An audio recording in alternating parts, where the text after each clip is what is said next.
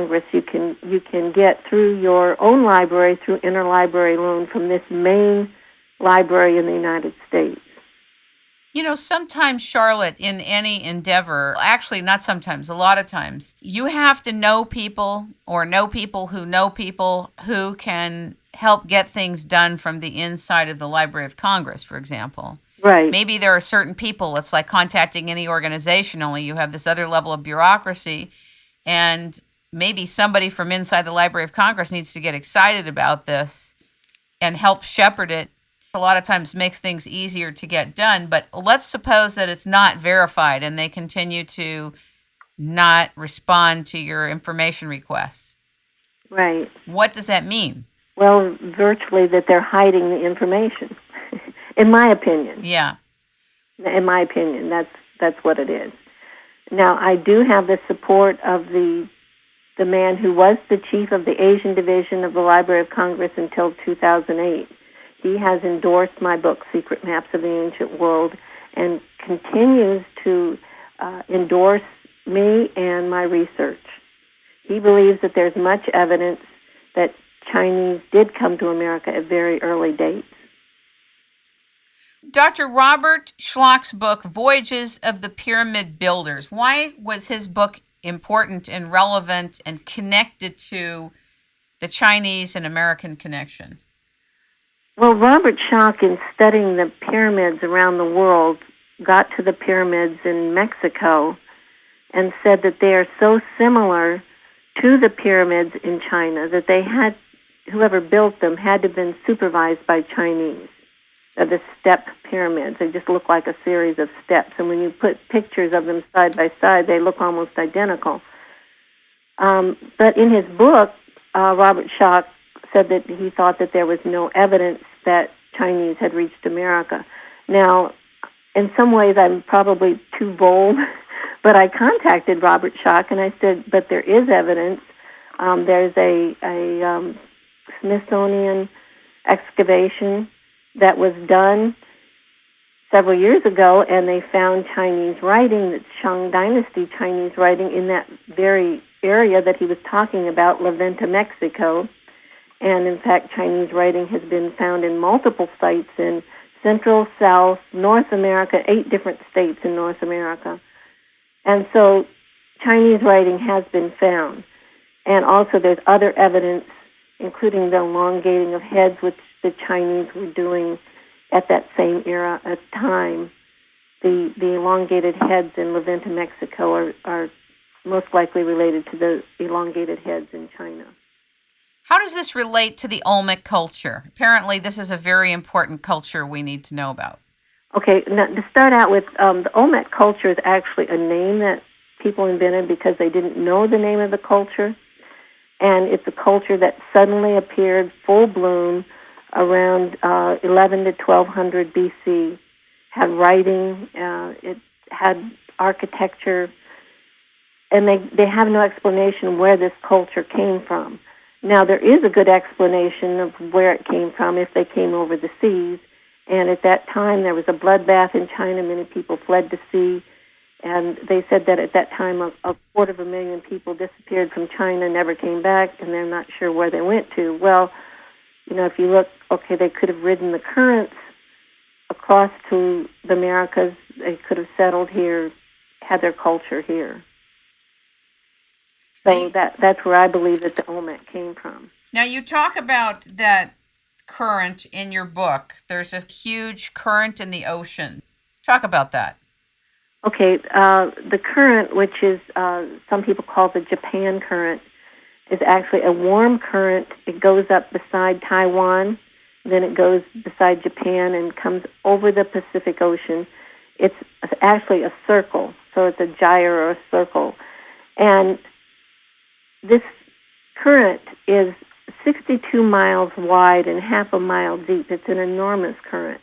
And if you get into this current, you don't have to have a sail. It's like a moving sidewalk. You can just sit on there, and it will bring you over to the American coastline. And it comes down the coast of North America, and then further south it will go back west again, and then continues the circle. So it's There are other circles like this in the oceans of the world, but this enormous current could actually bring ships or boats or whatever over.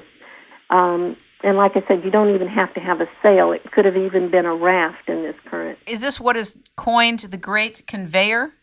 Yes, it's a great conveyor that would bring items over, and it's warm, so they could have sat there on this and shipped and fished the whole way across. In fact, in the 20th century, several groups have tested it out. There's a group in 62 that arrived in Long Beach, California on a 39-foot sailing boat. They had started out in Japan, and in 57 days they were across. It was 3 people, and a story about it appeared in the paper in Long Beach, California. Wow. I noticed that you take very mindful care of introducing the reader to DNA testing. Right. And I guess you're a proponent of DNA testing, and what was interesting to find out is that there's 2 types of DNA testing. I guess the chromosomes of the nucleus and the mitochondrial or mtDNA. Correct. Talk about it. Okay, in the nucleus, that changes from person to person. Every person is an individual. But the mitochondrial DNA passes virtually unchanged from mother to child. The mitochondrial DNA passes unchanged from mother to daughter for generations. Actually, it passes to the son, but the son doesn't pass it on. So if you go, they study the mitochondrial DNA, or they could study the Y chromosome DNA. But usually it's the mitochondrial DNA which passes from the mother to child. And so, unlike the other type of DNA, which changes from person to person, this one passes unchanged, and it's easy to access, and so it's much easier to study. Isn't it nerve-wracking to be looking into that, because then you see waves of migrations and where groups of people and cultures of people have come from? I also read that in your book that there's this great sensitivity about the American Indians, and then there's these 2 different factions of thinking out there about them being the original natives here. And in looking at that, how it kind of ruffles feathers to look at the potential that they came possibly from somewhere else, or that there was some type of a mixed culture. Right, and some people are sensitive to that.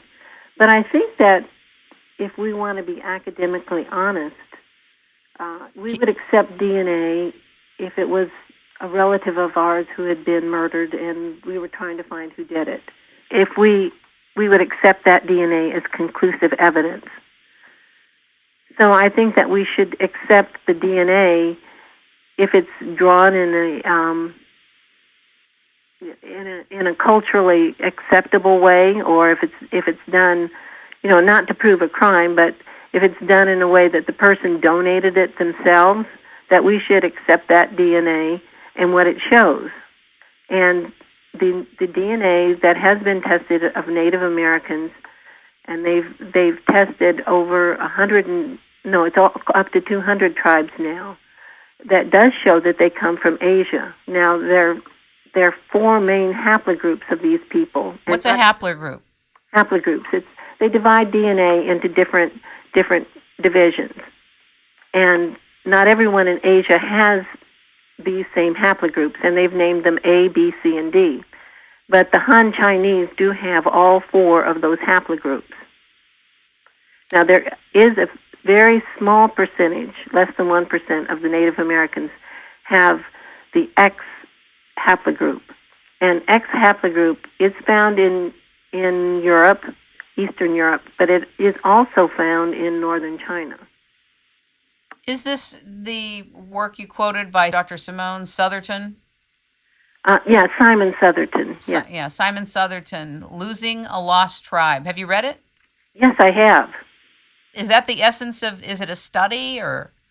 Well, Southerton was a microbiologist, or in fact